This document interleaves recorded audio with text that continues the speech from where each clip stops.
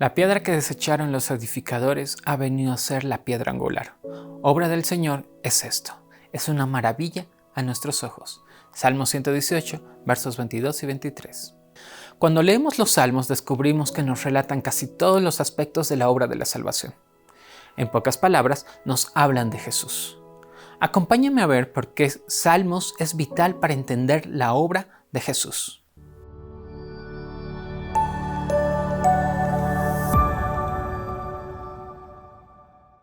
Jehová es mi pastor, nada me faltará, en lugares de delicados pastos me hará descansar, junto a aguas de reposo me pastoreará. Confortará mi alma, me guiará por sendas de justicia, por amor de su nombre. Aunque ande en valle de sombra de muerte, no temeré mal alguno, porque tú estarás conmigo, tu vara y tu cayado me infundirán aliento. Aderezas mesa delante de mí en presencia de mis angustiadores. Unges mi cabeza con aceite, mi copa está rebosando. Ciertamente el bien y la misericordia me seguirán todos los días de mi vida, y en la casa de Jehová moraré por largos días. La imagen de Jesús como pastor y su pueblo como ovejas de su rebaño es el mejor ejemplo de amor y cuidado que podemos encontrar en la Biblia. El hecho de que se use la imagen del pastor nos enseña que todos nosotros somos 100% dependientes de Dios. También muestra la cercanía de Dios, ya que los pastores convivían con las ovejas, ya que las ovejas no pueden ser criados a la distancia. Y finalmente, que somos su propiedad. El pastor compra las ovejas, las cuida, y si vemos a Jesús, Él nos compró con sangre. Por lo tanto, somos propiedad suya.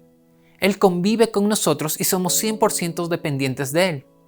En la época de los salmistas, los reyes eran considerados pastores de su pueblo. Pero acá hay una diferencia. Nuestro Padre es Rey no solo de este mundo, sino del universo. El vínculo íntimo entre el pastor divino y su rebaño se aprecia en que el rebaño conoce inequívocamente la voz del pastor. Hasta el día de hoy, los pastores de Medio Oriente pueden dividir sus rebaños que se han mezclado simplemente llamando a sus ovejas, que reconocen a su pastor y siguen su voz. Dios mío, ¿por qué me has desamparado?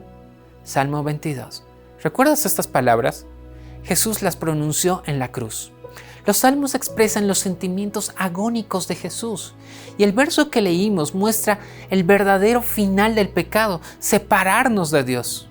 Jesús por primera vez en la eternidad experimentó la separación con su Padre a consecuencia del pecado. Leemos un poco más de este salmo. Dios mío, ¿por qué me has desamparado? ¿Por qué estás tan lejos de mi salvación y de las palabras de mi clamor? Dios mío, clamo de día y no respondes, y de noche y no hay para mí reposo. Pero tú eres santo, tú que habitas entre las alabanzas de Israel. En ti esperaron nuestros padres, esperaron y tú los libraste, clamaron a ti y fueron librados, confiaron en ti y no fueron avergonzados.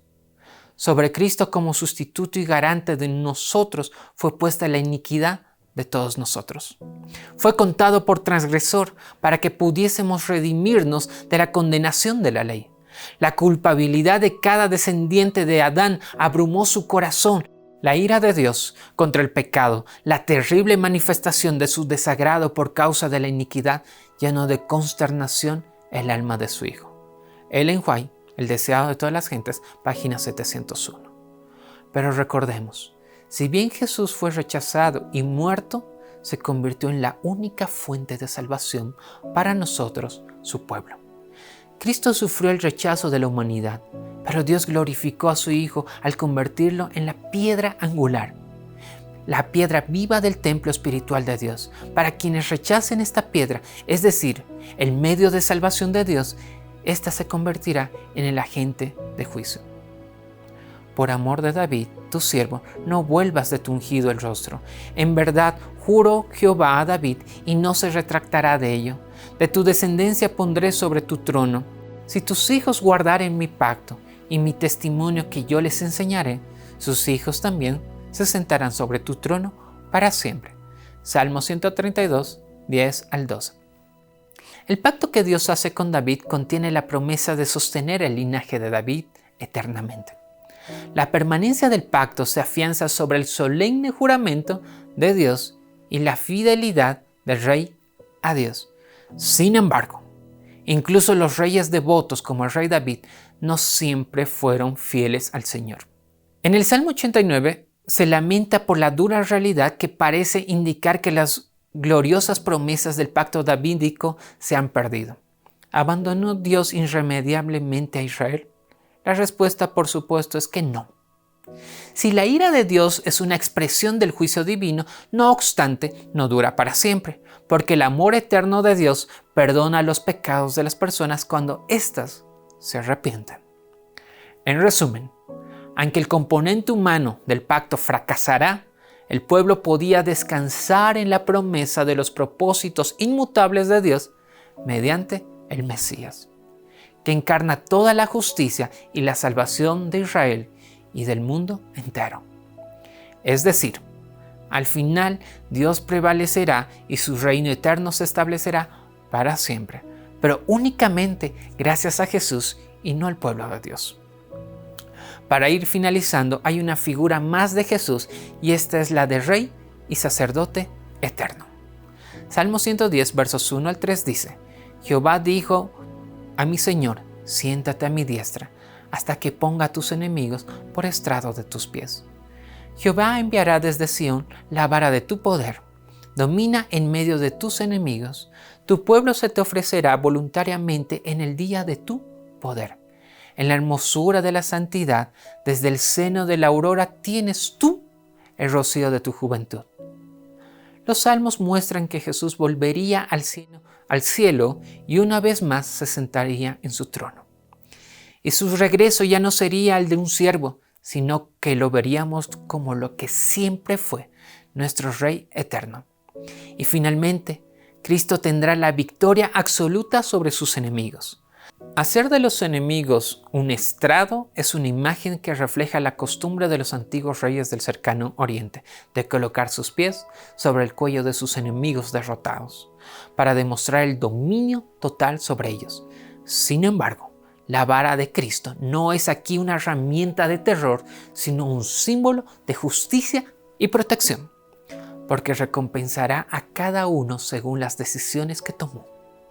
Pero hasta que ese día llegue, Jesús ahora asume el papel de sacerdote, nuestro sacerdote. Y Salmos nos adelantaba esto antes de que Jesús naciera como un niño, antes de que siquiera diera sus primeros pasos en esta tierra como humano. Lee conmigo Salmo 110, los versos 4 y 7. Juró Jehová y no se arrepentirá, tú eres sacerdote para siempre según el orden de Melquisedec. El Señor está a tu diestra, quebrantará a los reyes en el día de su ira, juzgará entre las naciones, las llenará de cadáveres, quebrantará las cabezas en muchas tierras. Del arroyo beberá en el camino, por lo cual levantará la cabeza. Dios dota al Mesías de una realeza eterna y de un sacerdocio de rango superior, el orden de Melquisedec. El Señor sella su palabra con una promesa solemne. El juramento de Dios de no retroceder en su empeño de darnos un sacerdote perfecto es una señal de su gracia.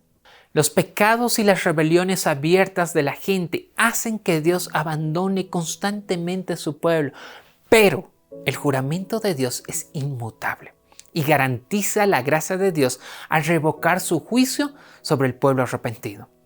El juramento divino introduce un elemento novedoso en el pacto davídico, al declarar que el Mesías Rey es también sacerdote.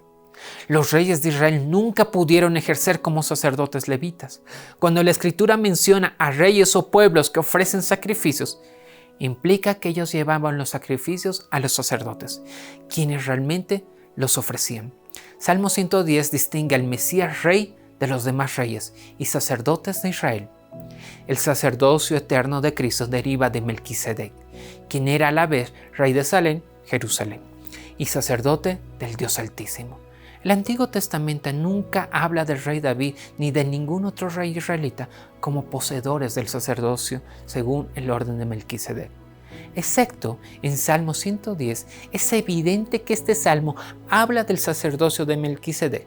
Claramente, el salmo habla de un rey sacerdote distinto en la historia de Israel y este es Jesús, que ahora funge como rey y sacerdote. Al ser a la vez rey divino y sacerdote eterno, Cristo tiene una superioridad sin precedentes sobre los sacerdotes y los reyes humanos. Por lo tanto, podemos tener esperanza. Cristo sostiene un pacto superior que se basa en el juramento de Dios y no en promesas humanas. Él ejerce su ministerio en el santuario celestial. Su sacerdocio no se ve afectado por el pecado ni por la muerte como el de los sacerdotes humanos, y por eso puede interceder por su pueblo y salvarlo por siempre. La obra reconciliadora de Cristo, como sacerdote perfecto y compasivo, le da a su pueblo la seguridad duradera de permanecer ante la presencia misma de Dios. Antes de terminar, lee conmigo esto. Yo soy el buen pastor. El buen pastor da su vida por las ovejas. Juan 10:11. Recuerda, el que viene en el nombre del Señor como pastor, como el Mesías sufriente, como rey y sacerdote, es Jesús. Por eso es bendito, por eso es nuestro único Salvador. No olvides estudiar tu lección. Nos vemos en el siguiente repaso.